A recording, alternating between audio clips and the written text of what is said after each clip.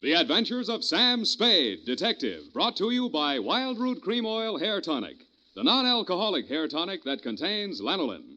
Wild Root Cream Oil, again and again the choice of men who put good grooming first.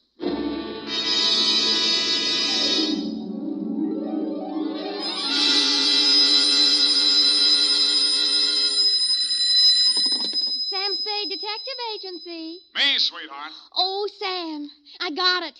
Got what, my pet? A bank book, Sam. Well, you must advertise in the Lost and Found right away, Effie, and find the owner. There might be sickness in the family. Oh, but it's your bank book, Sam. What? Uh-huh, it has your name on it.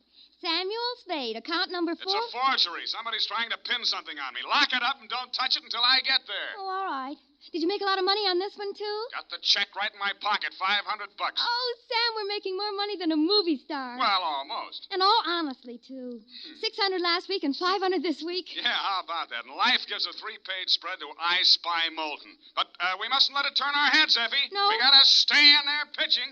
I'll be right down to pitch my report on the Adam Figg caper.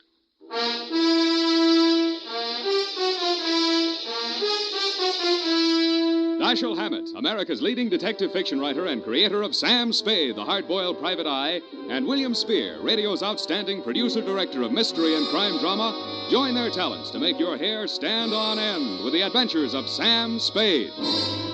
Presented by the makers of Wild Root Cream Oil for the hair. You've heard the saying, you never know until you try. Well, you'll never know how handsome your hair can look until you try Wild Root Cream Oil. See for yourself how neatly and naturally Wild Root Cream Oil grooms your hair. Note how effectively it relieves annoying dryness and removes loose, ugly dandruff. You can get Wild Root Cream Oil Hair Tonic in either the big economy-size bottle or the handy tube. Or you can ask your barber to use it on your hair. But by all means, try it. Don't delay. Get it today. Wild Root Cream Oil. Again and again, the choice of men who put good grooming first. And now, with Howard Duff starring as Spade, Wild Root brings to the air the greatest private detective of them all in The Adventures of Sam Spade.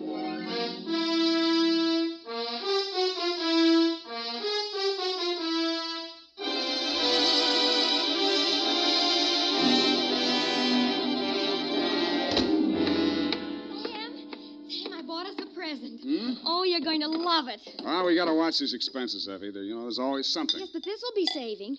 It saves confusion. It saves fretting. Mm-hmm. Now, this gadget here, what is it? It's a mini robot. A what-a-butt? It's for busy men like yourself, Sam, so you don't have to burden your mind with petty details.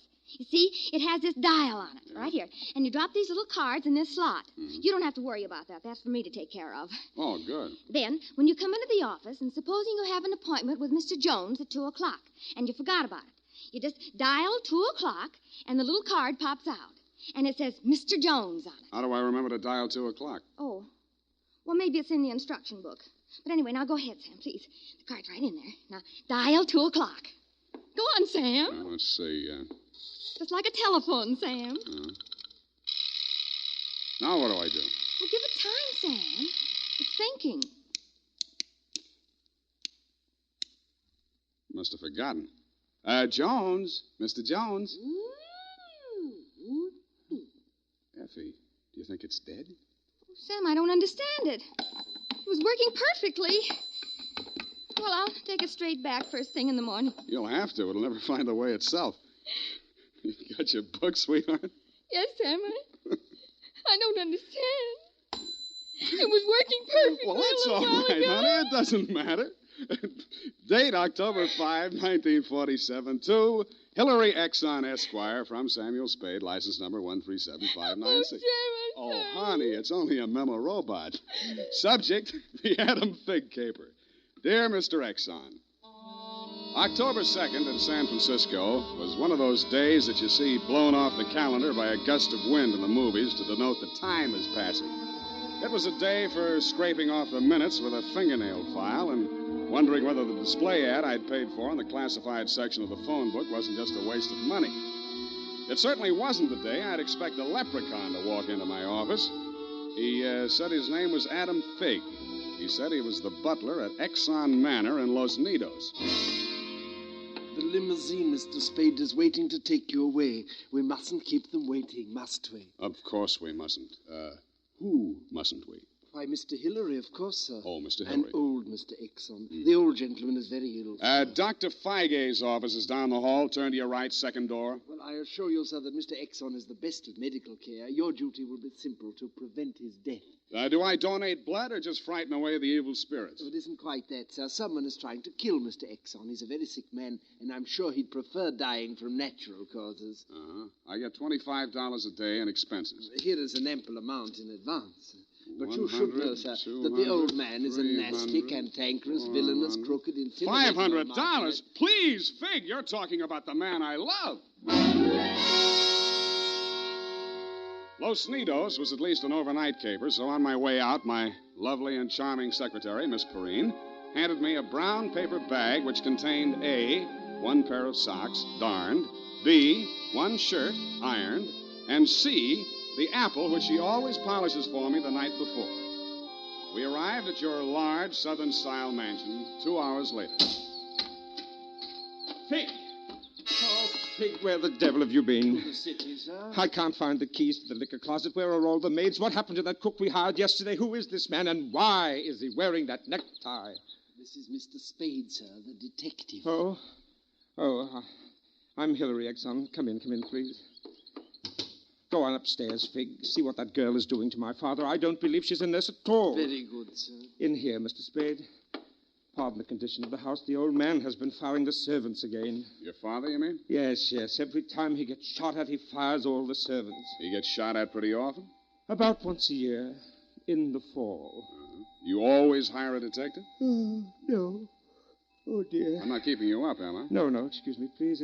It's much worse this time. I can't get any sleep. Guns going off in the middle of the night. The whole household disturbed. When and where was he last shot at? Yesterday morning at about 1:30. I dug the bullet out of the woodwork myself, a .38 caliber, embedded in the door frame that leads to Miss Kaywood's room. That's his nurse. Was she with him at the time? No, Dad sleeps like a baby, full of sedatives. She sees to that. Shot come from outside? Yes, but we found nobody on the grounds. No traces of anybody. I don't know whether Dad knows who shot at him or not. He's such a closed-mouthed old devil. You don't care very much for your father, do you? To be frank, Mr. Spade, if hating weren't such an effort, I would despise him. He is without a doubt... Well, listen. Get out of here! There, that's just a sample. Well, come on. Let's see what's eating him now. All right, now get out! Talk to me like that. I tell you I won't stand for it. Well, you don't have to stand for it. Take that silly painted face out of my sight. Don't you dare to. Get out! I'm quitting. I'm quitting, Mr. Exon. I can't stand it another minute. Yelling, screaming, throwing things at You must him. have done something to set him off. But I didn't, I tell you. I didn't. This is Mr. Spade, Miss Kaywood. Oh, a detective? Will it make you happier to know that I'm a private detective, Miss Kaywood? Well, Mr. Spade, I only hope you can prevent a murder. If there's any way at all that I can help, Thanks. I'll see you downstairs after I've talked to the old man. You'd better go in alone, Spade. Oh, Miss Kaywood, do you have a throat spray downstairs? I seem to be congested. Oh, go away. Go away! Oh, well, wasting ammunition. Who are you? If you're a total stranger, come on in. Well, don't be afraid, son. Come on over where I can look at you. It's hard to keep my eyes open. Oh, I mustn't do that. Oh, so you're the detective, eh? That's right, Pop. If you want to take a little nap or something, I'll come back later. What did I say just now? Come back later? No. There's no reason for you to come back later. I'll say everything I have to say right now. The shot woke me. I didn't see anything. I don't know anything. I've got a million enemies. I can't remember the names of any of them. Why don't you try to remember? I could have them checked. You're wasting your time, Sonny. In my day, I've wiped out 100 men, and I'll outlive anybody who's gunning for me now. You must be proud of your past, huh? Proud? Sonny, a past like mine is the finest thing an old man can have. I've swindled my partners and betrayed my friends. I've turned state's evidence just to see my associate get sent up for 20 years. And they say my wife died under peculiar circumstances, and I got rich off her insurance. Now I'm done talking. Do me a favor, son, please. I've got to get a half hour, 20 minutes sleep alone. You'll keep them out, everybody. Please, will you? Sure, Pop. Go ahead. Go on, sleep. Oh, thank you. That's it. closed his eyes, rolled over, and fell into a heavy sleep. I stood there a moment, looking down at the frail, wasted old body. Then I cased the room. In digging the bullet out of the door, Hillary had done a good job of ruining any chance there might have been of proving the direction it had come from. I strolled out on the balcony. It was a pretty night. I lit a cigarette and took it in. Then I heard a door open and close softly behind me. Nurse Kaywood was at your father's bedside. She was filling a hypodermic from a small vial of bluish liquid. He didn't awaken when she jabbed it into his arm. Then she saw me standing in the doorway. She hastily dropped the medicine vial into her uniform pocket and came around the bed to meet me. Oh, Mr. Spade, oh, thank heaven. Why, when I saw you standing there in the half-night, I thought you might be... Thought I was who? Why, the man who fired the shot. There was a man? I don't know. I didn't see it happened. I just assumed that... You shouldn't have done it. I warned you of Eleanor. Oh, we're disturbing him. Let's talk outside. Okay. Oh, it's good to breathe something besides sick-room air. I thought you got used to things like that in your profession. Why are you so unfriendly, Mr. Spade? Nurses are human, aren't detectives? Try me, sweetheart. Oh, I know what you're thinking of me. But after a week in this horrible house, that poor old man, he's frightened. He's really frightened. What of? Why, the shots. 38 caliber or hypodermic? Surely you don't think that He's supposed to be under sedatives. The doctor's orders. Sorry, sweetheart. It's my job to suspect everybody. Can't you forget your job, even for a moment? Sure. If you don't mind the fact that I know you're a liar, that I'd make book you didn't come here primarily as a nurse, and what's worse, your act's not even convincing. Oh. Is it that bad, Sam? Yeah. Almost bad enough to be good. Come here. Oh, I hate you.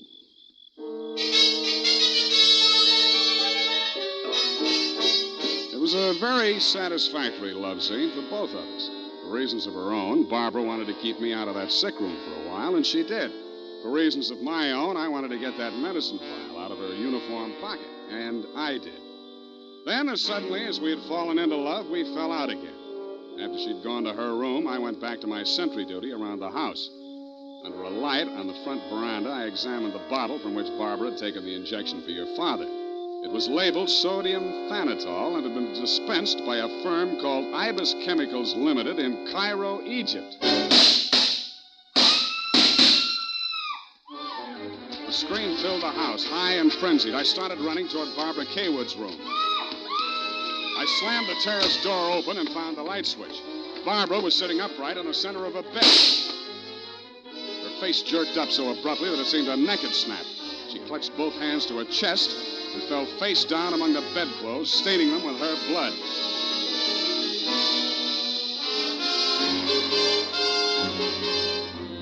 I don't know whether I went through, over, or around the screen that stood between her room and the old man's. I circled Exxon's bed.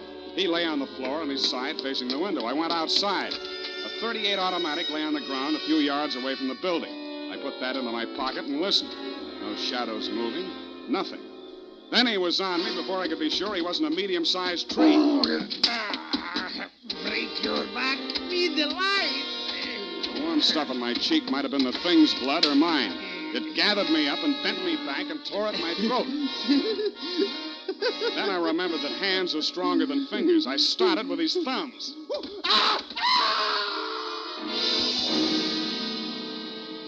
He lay there for a moment, then his huge body began to twitch. He was holding his fingers and sobbing like a baby. I pulled him up to his feet, poked him in the back with the flat of my hand. I followed him through an opening in the hedges and down a long, pitch-dark lane toward the lights of a squat brick house set on the top of a slight rise. As we approached it, a door opened and light streamed out onto the porch. The tall man framed in the doorway was the last person in the world I expected to see. Ah, Marcus, you brought him. Oh, master, very delightful service, but have much pain in fingers. Always complaining, Marcus. Welcome, Mr. Spade. Come in, my dear fellow. Come in. I've been expecting you. Family fortune by blackmailing me. And if you don't remit, Exxon could have you booked for forgery, blackmail, definition of character. Oh, my dear fellow, please. This is most painful. But if I had but the original letter, I could destroy it and go back to the Felt. Ah, the Felt. What happened to it? That Figg, that stinker stole it. He burgled my home. Are you taking pot shots at old Exxon? Well, don't be a fool, man. I want Exxon to stay alive. I must find out some part of his life which will have an exchange value that will cancel out what he has on me. By the way, old thing, you met Miss Kaywood. Mm-hmm. At the present moment, she's milking me for $150 a day. Oh? She's supposed to goad the old man, by whatever means necessary, into talking about his past. And that information she is to bring to me. Well, that ought to be easy. Exxon brags about his past. Now, so far, I've learned that Hilary Exxon stole 2 heifers at a livestock show in Abilene in 1906. I feel for you, Captain. That wouldn't get much on the current market, would it? My dear fellow, I've a proposition to make to you.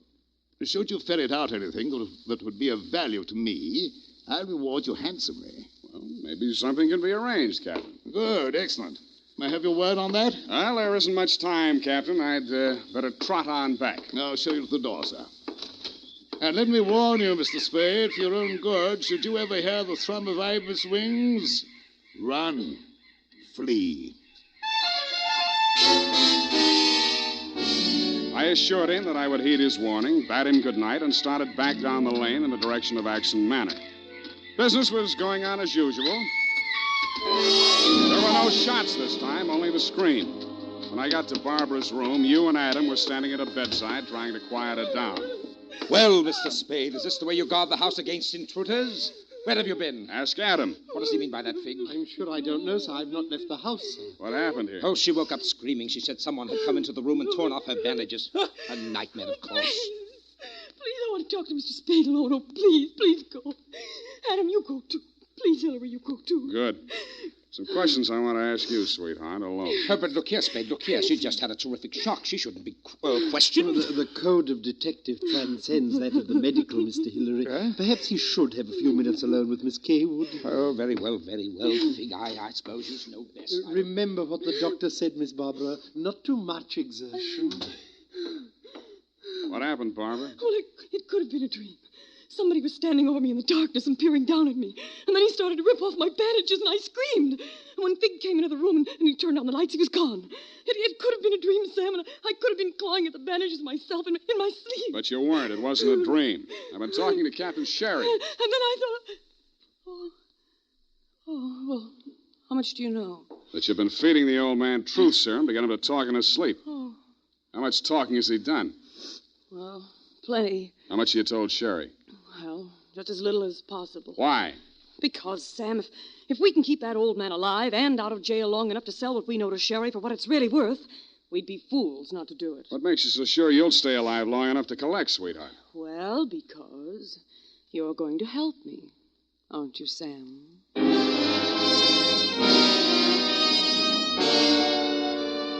So I helped her, but not for the reason she thought. I made a lot of noise leaving her room and going to mine. Going back, I didn't wear any shoes. I slipped into a clothes press in her room so quietly that even she didn't hear me. I left the door slightly ajar and waited. Time passed, and I was stiff from standing still. It happened at about 3 a.m.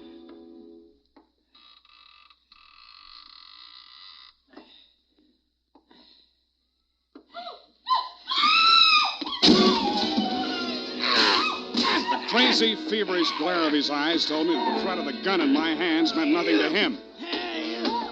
I jumped to his side, twisted the knife away from him, picked him up in my arms, and carried him, kicking, clawing, and swearing, back to his bed. He lay there, breathing hard. Then he smiled. You're a smart one, Sonny. You had me figured out the first time you came in here, didn't you? Not quite, Mr. Exxon. The gun under your window was the clincher. That gun? Sure. I had it under my pillow all the time. I got tired of shooting into door frames. Look, you're dying, Mr. Exxon. There's no use trying to make up stories now. You're right, Sonny. I knew that nurse would sit up in bed after I fired tonight. And then I let her have it right through the screen. Why? You know why well enough. She was doping me up and sneaking in here at night, listening to what I was babbling about? Maybe you weren't saying anything important, Mr. Exxon. I might have, Sonny. I might have. 14 years ago, I killed my wife. I wanted to carry the secret to my grave.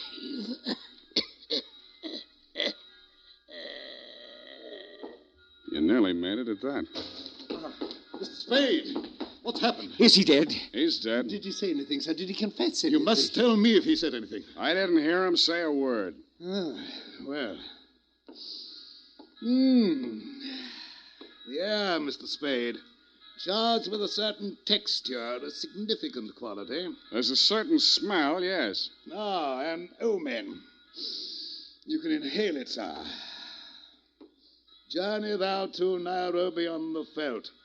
Tarry 7 days, and you will collect the fabulous golden skull of Wizami, king of the Bojamas. Aha! Marcus! Yes, master. Unhook the hooker. Pack the marmalade. We are off to the veldt.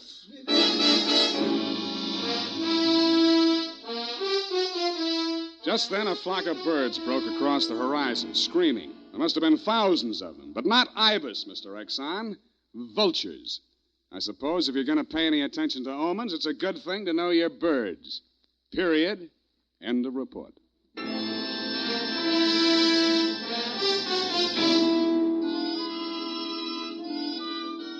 Right now, I have something to say to every man who doesn't use a hair tonic, to every man who says I don't believe in it or I don't need it. That all depends on what you mean when you say hair tonic. If you mean the old-fashioned greasy kind that leaves your hair smelling like a perfume factory, you're absolutely right. But remember, Wild Root Cream Oil Hair Tonic is nothing like that. Wild Root Cream Oil is an entirely new kind of hair grooming preparation. There's not a drop of alcohol in Wild Root Cream Oil, and it contains soothing lanolin that's like the oil of your skin. Most important, Wild Root Cream Oil grooms your hair the right way, neatly and naturally, never leaves your hair sticky or greasy. Get the big economy-size bottle and the handy new tube that's economical, easy to pack when you travel, and grand for the bathroom cabinet. Don't delay, get it today. Wild Root Cream Oil Hair Tonic. Again and again, the choice of men who put good grooming first.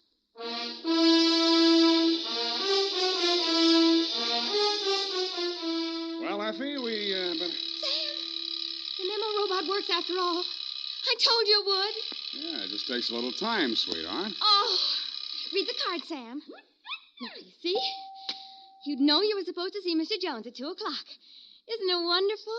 Well, this card doesn't even mention Jones. Huh? What does it say, Sam? Well, it says, journey thou to Friskin's drugstore, wager $5 on Ira W. in the 3rd at Belmont Park. Oh, Sam, it's psychic. Tarry but a moment. Yes? Thou wilt lose $5. Oh, good night, Sam. Good night, sweetheart.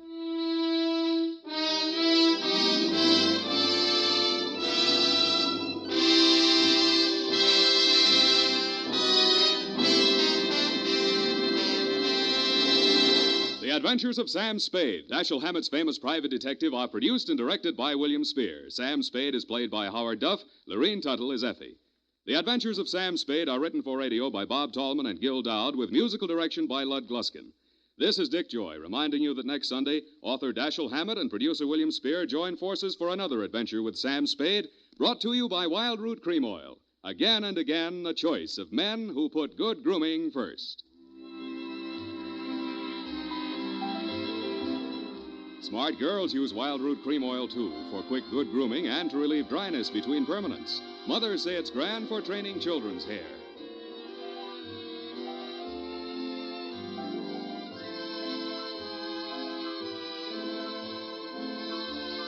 This is CBS, the Columbia Broadcasting System.